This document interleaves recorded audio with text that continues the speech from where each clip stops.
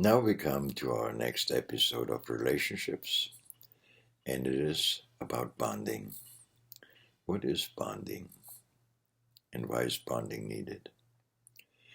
Bonding means to come closer emotionally, intellectually, and also as a two people to become one. To become one doesn't mean you give up your personality, not at all. It's the opposite. You help each other to form your own identity within the relationship. That's part of bonding too. Emotional support, feeling wanted, respected, supported, and loved. That's all points that play a big role when we bond. And also it is how our feelings are. They show us how we can bond. Do we miss the other person when it's not there? Do we think a lot about the other person? That's all part. We see that we bond, that we have interest in the other person, that we have chemistry with the other person, that we have commitment to the other person, which is very important in bonding as well. How do you bond properly? Well, it depends in what stage of the relationship you're in. When you just met, you bond by letting the other person know during the day that you think about them. How can you let him know? Well, in our modern times, not a secret. It's a text, it's a short call. Okay? Knowing that you will get a response. Of course, when we're at work, the response might take a while. But how long does it take really to respond? A minute? 2 minutes? Depends how long the response is. So, don't be disappointed when you bond, when you have to wait for 15, 20, 30, or even an hour if somebody's in a meeting at work. Important is to respond and what the response is. If the response compliments, you attempt to show, I'm bonding with you, I miss you, I want you, I respect you, I like you. Yes, I am your friend, I am your lover, I'm your confidant. That's all important because it's all in one person if we bond. We have to be best friends. We have to be our lovers. And we have to be our confidant, our partner in crime, I would call it. And that is all part of bonding. Knowing we have each other's back. Unconditionally. What can disturb bonding? The wrong intentions we go or we are in a relationship. And that starts with having entitlements.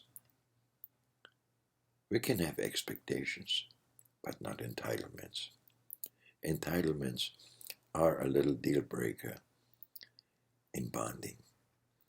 Because bonding, real bonding, type bonding, happens when we're emotional involved. Not financially, not by looks, not by anything else, just emotional involvement. That's where real bonding starts. How will you do that? Like I said, let the other person know even during the day you think about it. When you deeper in a relationship, maybe even live together, or even engaged or got married, it doesn't change. You still should let the other person know when it's missed.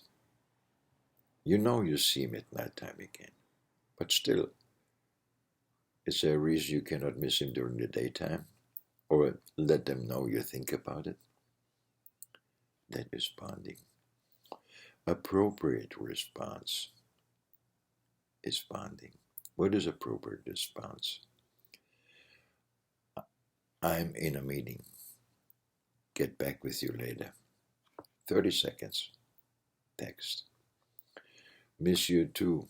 Talk soon. I'm busy right now. Is a response. So respond.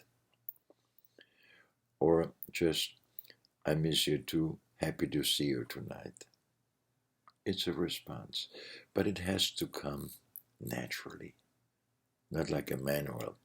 Oh, if this person texts me or tells me on the phone that, I have to respond like that.